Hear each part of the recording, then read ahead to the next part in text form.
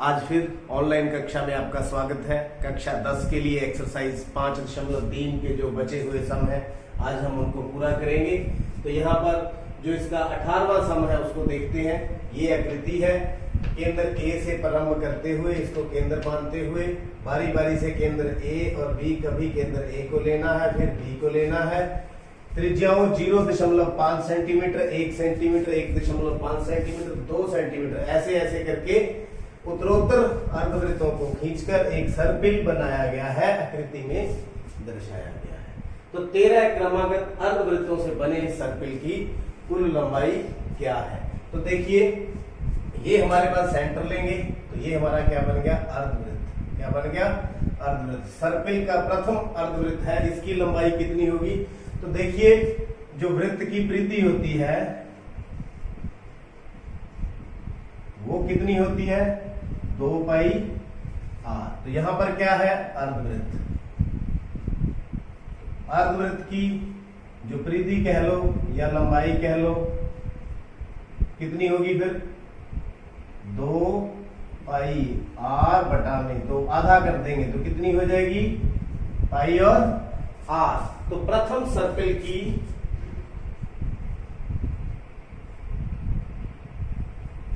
सर्पिल के प्रथम अर्धवृत्त की लंबाई, सर्पिल के प्रथम अर्धवृत्त की लंबाई, जिसको हमने L1 कह रखा है, कितना हो गया? फिर पाई आर कितनी है? 0.5। ये है 0.5। तो 0.5 पाई कितनी होगी? सेंटीमीटर। तो सर्पिल के दूसरे अर्धवृत्त की लंबाई L2 वो कितनी हो जाएगी? यहां पर भी पाई आर लेंगे क्योंकि ये हो जाएगा फिर। तो पाई आर, पाई इंटू 1 मतलब 1 पाई। कितनी? 1 पाई। यहां देख सकते हैं त्रिज्या कितनी है? 1 सेंटीमीटर। इसी प्रकार L3 यानी कि तीसरे अर्धवृत्त, तीसरा अर्धवृत्त की जो L3 है वो कितनी हो जाएगी? पाई आर, पाई इंटू 1.5 तो 1.5 पाई। तो ऐसे ऐसे करके कितने अर्धवृत्त है? 13। कितने अर्धवृत्त है? 13। तो हमें 13 अर्धवृत्तों का योगफल ज्ञात करना है। तो किस प्रकार की हमें जो श्रेणी यहां पर प्राप्त हुई, पहली कौन सी है? 0.5 पाई, दूसरी 1.0 पाई, तीसरी 1.5 पाई, ऐसे ऐसे चलते जाएंगे। तो कितने अर्धवृत्त है? 13 अर्धवृत्तों की लंबाई को निकालना है हमें। तो देखिए, यहां पर ये समांतर श्रेणी बन रही है। तो ए यहां पर कितना है? 0.5 पाई। डी यहां पर कितना है? दूसरी टर्म में से पहली माइनस कर देंगे, दूसरी कितनी है? 1.0 माइनस 0.5 पाई। तो घटा करेंगे तो 0.5 पाई हमारे पास आ जाएगा। एन कितनी है अर्धवृत्त? 13। तो निकालना क्या है? S13। इन सब की हमें योगफल निकालना है। तो फॉर्मूला हमारे पास Sn बराबर n/2 2a प्लस n-1 गुना में d। इनमें हम वैल्यू भर देंगे। S13 13 बटा में 2 गुना में 0.5 पाई प्लस 13 माइनस 1, डी कितना है? ये भी है 0.5 पाई। तो धीरे धीरे करते जाएंगे। 13 बटे 2 से गुना करेंगे, 2 गुना दशमलव हटा लें, बटा में 10 प्लस 12 गुना में 5 पाई। यहाँ दशमलव हटा दिया, नीचे कितना लग गया? 10। तो 13 बटा में 2 तो 10 पाई बटा में 10 प्लस 60 पाई बटा में 10, 0 से 0 गई, तो कितना हो गया 13/2 गुना में 1 पाई और 6 पाई 7 पाई, कितना हो गया 7 पाई।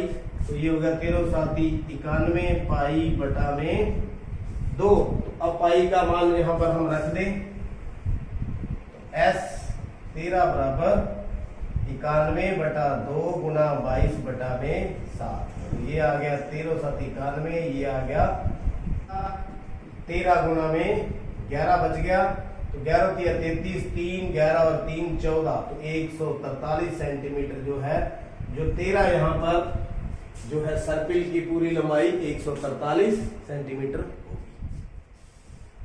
नेक्स्ट 19वां सम है। यहां पर क्या है, 200 लट्ठों को ढेरी के रूप में इस प्रकार रखा जाता है। सबसे नीचे वाली पंक्ति में 20 लठ, इसमें कितने लठ हैं 20। उससे अगली पंक्ति में 19 लठ, और ये कितने हैं 19। उससे अगली पंक्ति में 18, तो 20 19 18। ये 200 लठ कितनी पंक्तियों में रखे गए हैं, सबसे ऊपरी पंक्ति में कितने लठ हैं। लठ मीन लकड़ी, लकड़ी के काटे हुए गुट्ठे हैं, उनको ऐसे इस प्रकार से अरेंज किया हुआ है। हमने इनका संख्या निकालनी है, पहली में 20 है, 19 18, ऐसे कितने मतलब लठ हैं और कितनी पंक्तियों में रखे गए हैं। तो इसका हल देखिए, सबसे निचली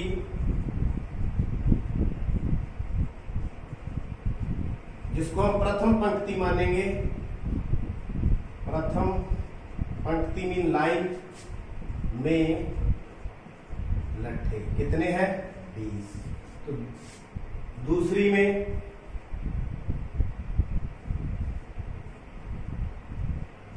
19, तीसरी में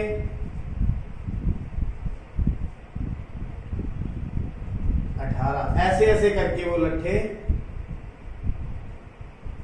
रखे हुए। इन सबका योगफल कितना है SN बराबर 200, और SN का फार्मूला आप अच्छी तरह से जानते हैं, N बटा में 2A प्लस N-1 गुना में D, ये सब का सम कितना दिया हुआ है 200। तो यहां पर जो श्रेणी है वो किस प्रकार की है, 20 फिर 19 18 17, ऐसे ऐसे करके ये हमारी श्रेणी है। इसके अंदर A कितना है 20, D कितना है, दूसरी में से फर्स्ट को माइनस कर देंगे, 19 माइनस 20 बराबर में माइनस का 1, और A और D की हम वैल्यू यहाँ पर पुट करने वाले हैं, और N हमारा निकल जाएगा N बटा में 2A, यानी कि 2 गुना में 20 प्लस N-1, D कितना है माइनस का 1 बराबर में 200। मेरे ख्याल में क्लियर हो रहा है। N 20 गुना 40, -1 को अंदर गुणा करेंगे तो माइनस का N हो जाएगा, और ये प्लस का हो जाएगा। ये जो नीचे 2 था उस साइड जा करके हम क्या कर दें, इसको मल्टीप्लाई कर दें, तो आराम से करते रहें।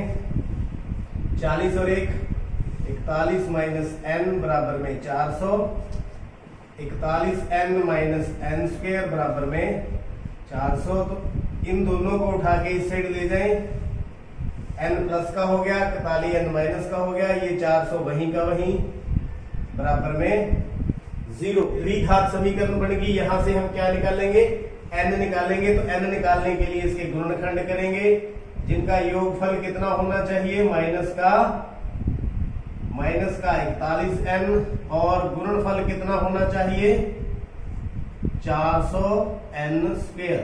तो 25 और 16 इसके टुकड़े बन जाएंगे, N square minus 25 N minus 16 N plus 400 बराबर में 0। N निकाल लिया, N माइनस 25 माइनस 16 निकाल लिया, तो N माइनस 25 बराबर में 0। तो N माइनस 16 और N माइनस 25 बराबर में 0। तो यहां पर N की वैल्यू कितनी कितनी आ गई, N माइनस 16 बराबर में 0, N माइनस 25 बराबर में 0। N की वैल्यू यहां पर आ गई 16, और यहां पर कितनी आ गई 25। मतलब ये 25 पंक्तियां होंगी, या 16 पंक्तियां होंगी, इसका भी हम देखते हैं।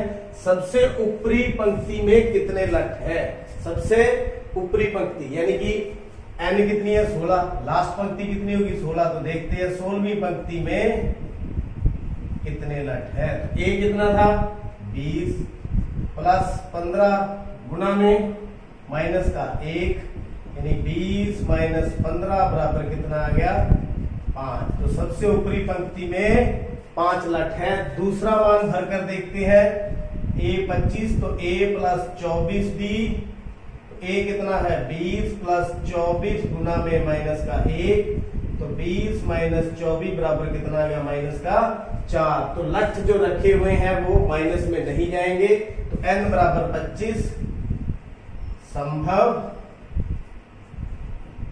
नहीं। तो n 25 संभव नहीं। तो पंक्तियों की संख्या कितनी है, पंक्तियों की संख्या कितनी है 16, और ऊपरी पंक्ति में लट, ऊपरी पंक्ति में लट कितने हैं 5। तो ये आपका आंसर। तो उम्मीद करता हूं ये सम भी आपको समझ आ चुका है। एक्सरसाइज का जो अंतिम सम है बहुत ही इंटरेस्टिंग है। यहाँ पर क्या है, एक आलू दौड़ है, प्रारंभिक स्थान पर एक बाल्टी रखी हुई है, पहले आलू से 5 मीटर की दूरी पर है। कितनी दूर है 5 मीटर की दूरी, तथा अन्य आलुओं को सीधी रेखा में परस्पर 3 मीटर की दूरियों पर रखा गया है। उससे अगला आलू 3 मीटर है, उससे अगला 3, 3, 3, 3, इस प्रकार जो है रेखा पर 10 आलू रखे गए हैं। कितने आलू है 10 आलू। तो प्रतियोगिता में क्या है, प्रत्येक प्रतियोगी बाल्टी से चलना आरंभ करती है, यहां से चलना आरंभ करेगा या करेगी, निकटतम आलू को उठाती है, उसे लेकर बाल्टी में डालना है। दूसरा आलू उठाने के लिए वापस दौड़ती है, उसे उठाकर बाल्टी में डालती है, और वह तब तक ऐसा करती है जब तक सभी आलू बाल्टी में न आ जाएं। प्रतियोगी को कुल कितनी दूरी दौड़नी पड़ेगी, मतलब यहां से प्रतियोगी चलेगा, इस आलू को उठाएगा और फिर वापस इसमें डालेगा। तो इसका हल देखते हैं। तो प्रथम आलू को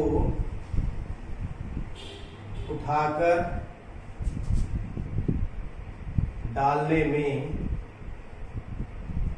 तय दूरी, देखिए यहां से चलेगा 5 किलोमीटर, यहां पहुंच गया 5, फिर वापस आएगा 5, मतलब डबल दूरी, 2 गुना में 5 कितना तय करेगा 10 मीटर, 5 आलू उठाने में और 5 आलू डालने में। इसी प्रकार दूसरा आलू को उठाकर डालने में तय दूरी, दूसरे आलू में 3 और बढ़ जाएगी, मतलब डबल तो होगी 5 और 3 8, यानी 5 प्लस 3 ये 8 हो गया, और फिर पहले उठाएगा फिर डालेगा, तो कितना हो गया 2 गुना में 8 बराबर में 16 मीटर। ऐसे ही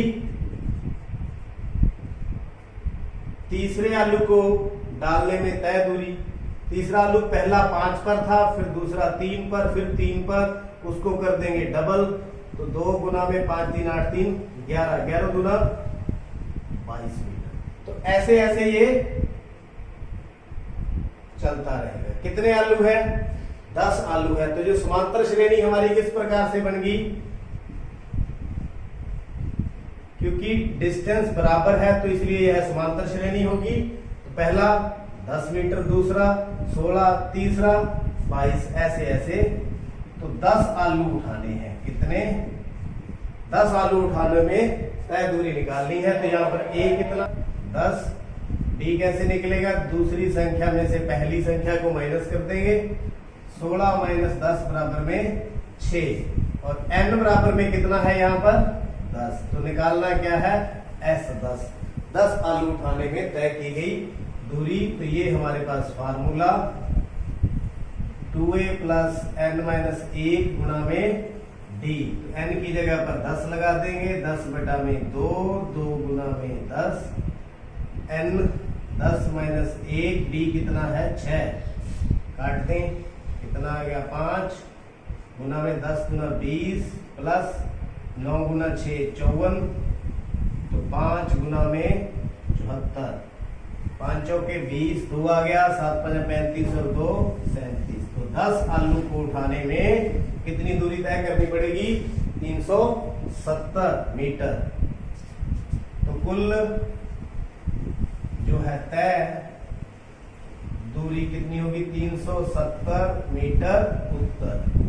तो उम्मीद करता हूं ये सम भी आपको अच्छी तरह से समझ आ चुका है। एक्सरसाइज आपकी जो 5.3 पूरी हो चुकी है। पिछले सम देखने के लिए चैनल को सब्सक्राइब करें। आपका बहुत बहुत धन्यवाद।